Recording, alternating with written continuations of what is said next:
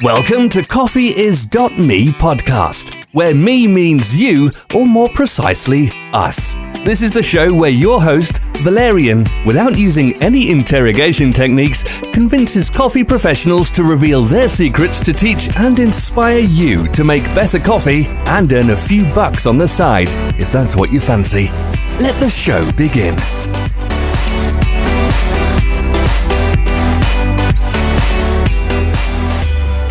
Welcome everyone. Thank you for listening to CoffeeIs.me podcast. This is an episode which I already made before and you might have listened to it.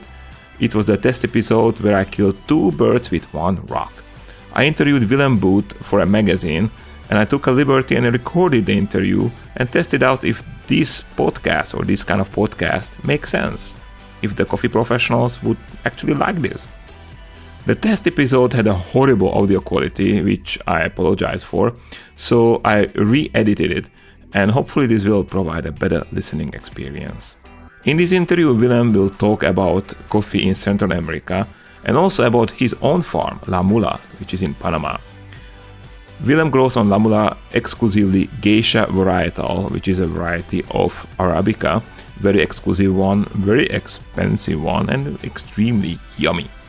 In 2014, Willem won the prestigious competition The Best of Panama. I love to have Willem on the show because simply he's one of the most regarded coffee professionals in the industry. And also, in the show, he will tell us few secrets, like, for example, which Central American coffee is still a hidden gem in the coffee world. And also, he will give you few secrets and tips how to start and run a coffee farm. If you like this episode, please review this podcast on iTunes. It means a lot to me, and I'm sure Willem will like it too. And do not miss a single episode, so make sure you subscribe on iTunes for Apple users or on Stitcher for Android lovers. And before the show, here is a short message from our sponsor.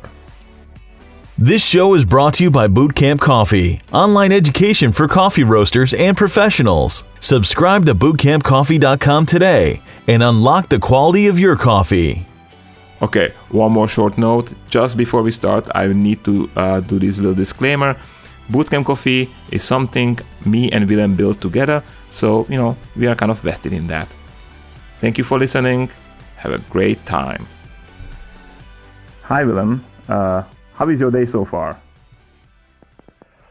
No, we have today. It's a special day for many of us. It's Eastern, so the religious meaning is this is the day of the resurrection, and for many others, it's a day to relax. For me, it's also a day to prepare for this new harvest season with new coffees coming out, among others. The two coffees from my farms that I've worked hard for, me and my team, coffee from La Mula in Panama, as well as the very first harvest of the coffee from Finca Sofia in Panama. So it's always a great time of the year to reflect on that. That sounds great. I gave you this harsh question in the beginning, just like, without any introduction, because I was hoping that you say something like, "Oh, I was so excited about this interview," or something like that. Yeah, it's like, of course I was like very too excited and nervous about the question in general, so that I completely forgot about the joy of and the honor to be interviewed by you. Yeah. By the way, do you have any coffee in front of you? I don't. It's about time that I should make some coffee. Yeah, because I've had some coffee in the morning, but not too much after that. What would be your choice if you would make coffee right now? I would prepare some 2014 La Mula from the WJB lot. It's a coffee that has wonderful blueberry notes. We will talk about that coffee just a bit later. I got this task from a Slovak magazine to write article about Central American coffee. And, as I'm too busy to do that right now, so I decided to take a shortcut and interview the professional, the master of coffee. And you know a lot about Central American coffee. Where do you see Central American coffee today? Yeah, I think Central American coffee or coffee in Central America is still in a very precarious spot. Most countries in Central America still have major impact of the decline of production as a result of the impact of the coffee rust disease, which is a fungus that has been impacting coffee farmers. And we see in countries like El Salvador, Guatemala, to some degree Honduras, we still see this year a major impact of that. And so coffee farmers in Central America are still recovering from the onslaught of coffee rust, and many of them are still scratching their head of how to recover from it. And many farmers literally gave up coffee farming altogether because they were not able to deal with the impact. So how do I see Central American coffee? You know, obviously for various reasons, Central America is a great origin with fantastic coffees, but they still have to cross some various bridges in order to overcome the onslaught of this terrible fungus attack. You're talking about this fungus in a past tense. Does it mean it's gone? Or is the Central American coffee safe now? No, it's not gone yet, but I would say countries have started to be able to deal with it. The first wave of the worst waves of coffee rust seem to be over. That doesn't mean that we're out of the danger zone. Absolutely not. But you know, in a country like El Salvador, we've already seen that 60% or even more of the farms have been completely ruined and destroyed. So wow. The farmers that are left, the 40% or less, they now have become maybe a little bit wiser on how to deal with it and how to prevent it. So we're absolutely not done with it, unfortunately. A country like Honduras has been putting in a major effort to replant. I think of all the Central American countries, they were probably best prepared for this disaster. So I don't see that we're yet out of the danger zone, but I see that, you know, people have become accustomed to dealing with it now, and I expect that over the next 5 years we'll see some recuperation going in the Central American zone. You are a well-seasoned coffee professional. You remember a lot of ups and downs of the Central American coffee. How was the Central American coffee 10, 15 years ago comparing to today when it comes to quality?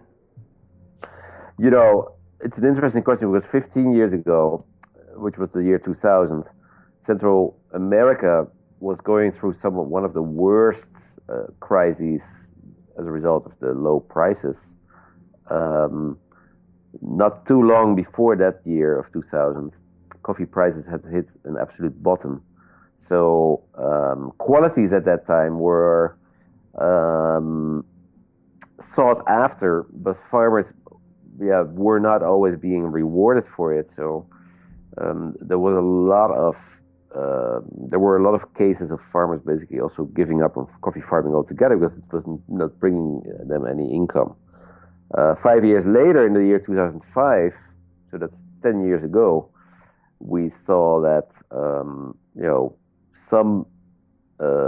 in some way coffee farmers had overcome the situation. Coffee prices had recovered, and we also had in the year before 2005, in 2004, we had seen the very first introduction of this wonderful new variety called the Geisha variety. So I would say in 2005 we were at the early beginning of a new development in coffee farming, which was the development of the single origin coffee concept in the consuming countries, which also had a impact on how the role with the farmer now was being re-evaluated. And so I would say since 2005, we've seen some very interesting changes in coffee agriculture as a result. So as far as I understand you, this concept of a single origin coffee, did it help the quality? Is the quality better than, let's say, 10 years ago? I would say there's more availability now of the so-called, the category of the so-called super quality coffees than there was 10 years ago. Absolutely. Okay, this magazine writes mostly for cafes, bars, and restaurant owners. Why would a cafe or bar restaurant reach out for the Central American lot? What do you think? Why is that good for them? Central America still is the country that has, it's the zone, the region, not a country, of course, but it's still the region that displays coffee qualities that are in the majority of cases washed. They're generally, Central American coffees are generally very well processed, and they carry this inert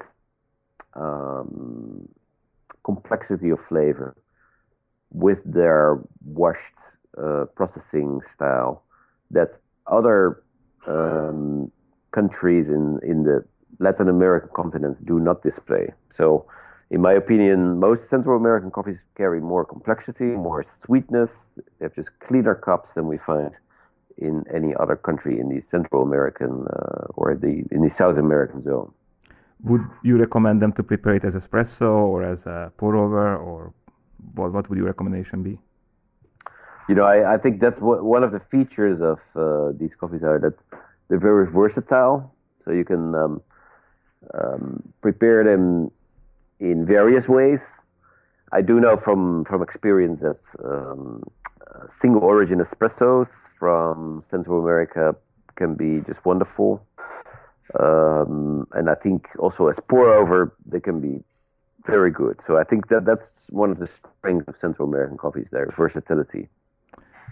When it comes to the same person, again, owner of cafe, restaurant, hotel, what would you recommend him? How he or she should purchase these coffees? What they have to pay attention to, or what is the drive behind selecting these coffees? I think the first parameter, make sure you buy seasonally fresh coffees. So make sure you're buying coffees that are from the current crop, so that you prevent buying coffees from a past crop. Which now in April is kind of hard, right? Right now you can see the availability of the early harvests from countries like Panama, but of course Panama is a smaller country, but from Costa Rica, to some degree El Salvador, to some degree Guatemala, you see the very early shipments of the coffees that are, I would say, in the category of hard bean or of the high grown coffees. So they are available, and in the next 2-3 months, we see more availability from the higher grown regions in those same countries. I have, Central America has many producing countries. I'm just curious what you think in 1 or 2 sentences if I say, let's say, Mexico. Mexico, I would say, is a huge origin, various wonderful regions, but still with a lot of challenges in terms of processing. And because the country is so big, coffees are often damaged in the post-harvesting process. But a great origin, fantastic origin. Okay, next one, Honduras. Honduras is, I would say, is the powerhouse of Central America. There are 6 very distinct regions. Within those regions, we have a total of about 24 to 26 very unique zones. So Honduras is the Central American country where you can get the best value for your money. Nicaragua. So Nicaragua is a origin where you can find softer toned coffees with softer acidity, a very, I would say, a smooth sweetness, and it's a great origin for single origin espresso with softer flavors, or as a excellent ingredient for blends. Cool. El Salvador. El Salvador is the country that I would say does extremely well as a single origin coffees. There's a high variety of beautiful estates that still grow the eclectic heirloom varieties like Bourbon and Pacamara. Costa Rica.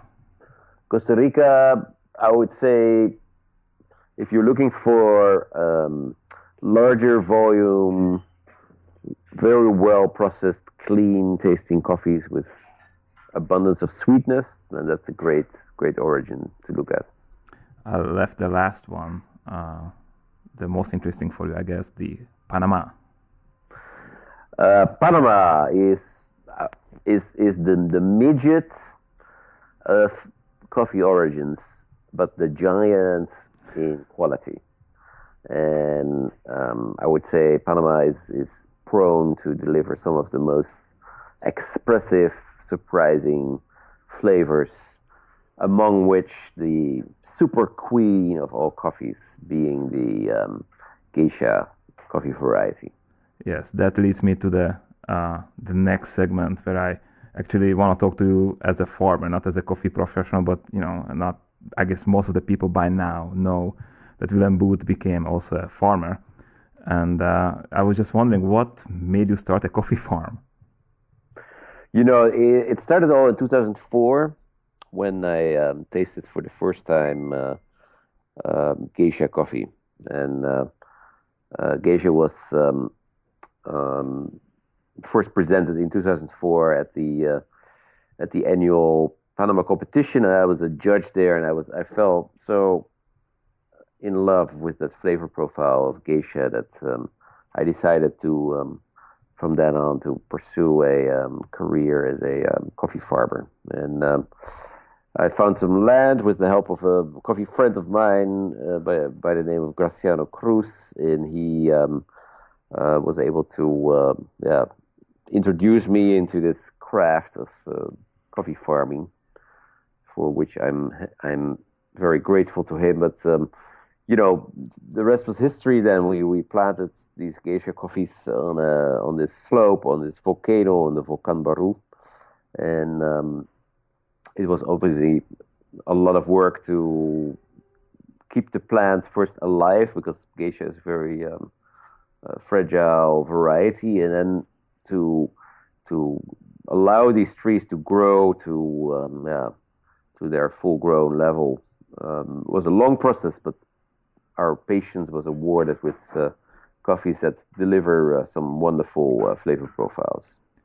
How do you pick a coffee farm? Like, what was your main decision? How did you decide that, okay, your Geisha plants will feel awesome here? One particularly important parameter was the fact that at this farm I saw some of the conditions that I had also seen in Ethiopia, and so I reasoned, if these coffee trees, these Geisha coffee trees, with their ancestral history being in the birthplace of Arabica in Ethiopia, if these coffee trees, these Geisha coffee trees, have something like a genetic memory, then they will probably feel very happy in this forest, because it very much reminded me of some forests I'd seen in Ethiopia. And so this was like a little piece of Ethiopia in Panama, and that's why I decided to choose that spot. Oh, wow. When you read labels on coffee packaging, there is always or often a story, that the coffee is from a farm owned by generations, the kids were doing it, we are doing it, and our kids are going to do that. So the cycle kind of repeats itself. Suddenly you come into the picture, guy who helps coffee professionals. You are like a famous coffee professional, but when it comes to farming, your experience is kind of growing tomatoes in Mill Valley, California. And then you come and you win the very prestigious competition, Best of Panama. So what is your secret? What's the secret? I think the secret is first and for all to be very patient and to be also I think to listen very well to what the trees need. I think in some way it could even be a disadvantage to be a regular coffee farmer if you start growing Geisha, because it's the coffee variety that is so much not like coffee, because Geisha has very distinct needs. And so my secret ultimately is that I think I have understood well what these trees need, and I don't have a set of expectations based upon growing other coffee types. This was my first coffee venture, and I just knew that you had to be very, as I already said, patient, and you had to treat this coffee in a very unique way. I think that was one of the secrets to being able to understand what it takes to be successful growing this coffee. That's very interesting what you say, because I think that's a kind of a quality of any innovator, that they do not have any background in that industry, and they just invent or reinvent a certain industry. So it's kind of nice to hear that it works also in a coffee farming. I'm a tech nerd, so I'm getting this from the tech world, but it seems that it works also in a farming, right? Yeah, absolutely. I can imagine a lot of people, baristas and coffee roasters, they want to start their own farm. That's probably kind of like a hidden dream of all of us. What would be your tip? How to start a coffee farm? What are the first steps, and what are the next steps? I think the first step is to find the best possible land for this venture. And in your quest for land,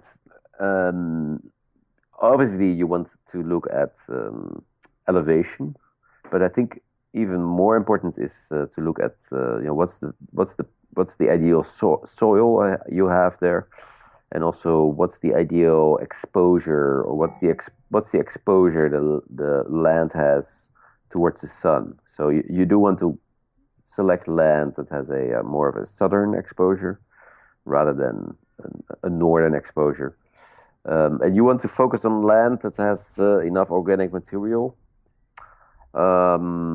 Second, and maybe of the same importance, is to get the right personnel, the right people involved, because without the right personnel, without the right people, you will never be able to make the trees flourish to their maximum potential. So getting the right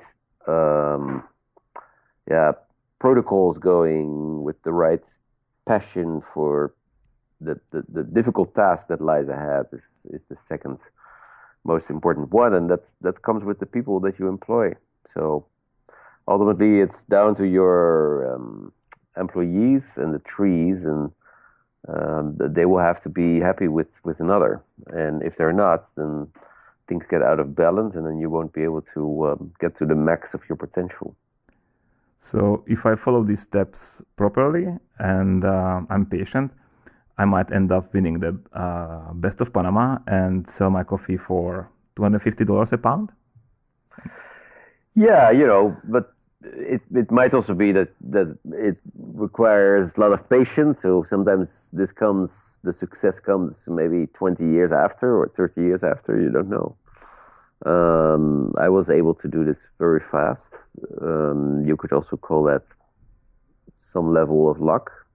And maybe it was not luck. Maybe it was just meant to be like this. So but ultimately, when a barista fulfills his or her dream by buying the land and going the whole 10 miles and taking all the steps that I did, ultimately, I'm convinced that they will produce some great tasting coffee that they are really personally happy with. And then if you win a big prize like I did, and that's another benefit. But I think the biggest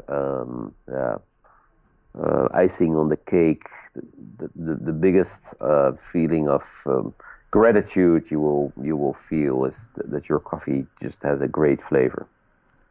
That sounds great. So let's do it. Who is drinking coffee for $250 per pound? Who are your main customers now? I would say, small specialized retailers, roasters throughout in various countries of Asia, in Australia, in Europe, various countries, in Holland, of course, my brother and his business, Berlin, Greece. So a range of countries around the globe. But, there are always very specialized roasters, or they're professional baristas that want to present just a phenomenal cup of coffee. And, $250 per pound sounds a lot. But, ultimately it's really about per cup. It's really, a relatively modest price compared to the wines that you sometimes drink, or the specialty beers even. So those drinks, those beverages can be at least as expensive per cup or even more. Yes, I was just going to that point. I totally agree with you. I mean, it's $250 per pound, but per cup it's much cheaper, and we have a lot of other enjoyments like wine, beer, you mentioned them, which cost much more, especially if they win a prestigious competition like Best of Panama. But what's your opinion? Do you think these kind of coffees, do they have future? Do you think that we will see them more and more? These, like Cup of Excellencies, Best of Panamas, etc. Yeah, absolutely. Yeah, I'm truly convinced that coffee will follow the same pathways as wine, and it's already doing that. And just like with wine, where we see nowadays that there's a huge repertoire and a large number of options for consumers, we'll see that also with coffee. Like with wine, you can buy bottles of wine that are in excess of $500 per bottle. And we already see these similar trends with coffee, and with coffee we'll see that more, much more. In reality, we'll see that fine food restaurants will start to really embrace really fine coffees. We'll see that consumers at home start to savor and enjoy really unique coffees with a unique story, and we'll see more and more specialization and quality finesse also in the market of the home consumption. I'm very glad that you say that, because for the past 4 years, even in a regular specialty grade coffees, not in these winners, but just the regular good, like solid cups, I've seen a big increase in its price. And I'm not talking about the market price. I'm just talking about some interesting lots. I mean, a good example is, probably you know the best, is the Ethiopian coffee, which we used to buy almost half price. This year, Ethiopian coffee is extremely expensive comparing to past years, simply because people want it. People see that, it's a kind of hidden gem of the coffees. Yeah, exactly. So it's not only hipsterish geekery, but it's probably a trend which will stay with us, which I guess all of us are very happy about. Yeah. Did you taste your new crop, by the way? I did. Yes. And we're very, I think we're very happy with how it has turned out. Specifically the washed coffee, that's to me was my, although the washed coffee did not win the competition, it won the 4th place. Mm-hmm. But specifically the washed coffee was able to, we were able to replicate that very unique flavor. And so overall, I'm very happy with how this new crop has turned out. your past crop, I mean, that's the wrong word, your last year's crop, the 2014, I took it to Slovakia and I did some presentations with it, and people actually preferred your washed. Yeah. So it was interesting. Yeah. Sun-dried won, but in some places people prefer the washed. Yeah. So are you going to win the Best of Panama 2015? Absolutely. I'm going to win the top prize in both categories. All right. It was great to talk to you, and I wish you best of luck in your fortune and on your farm, and talk to you soon. Thank you. Thank you, Valerie. So this was it, the original test episode of the new podcast Coffee is Me with Willem Boot talking about Central American coffee and his amazing farm La Mula in Panama. If you have any questions or you feel like discussing this episode, join our Facebook group Coffee is Me. You can post your comments or questions under the post about this episode. Thank you for listening, and follow us on iTunes, follow us on Stitcher, and do not forget, if you really like this show, you can support us by leaving us a review on the iTunes site. Thank you so much for listening, and talk to you next time. Bye.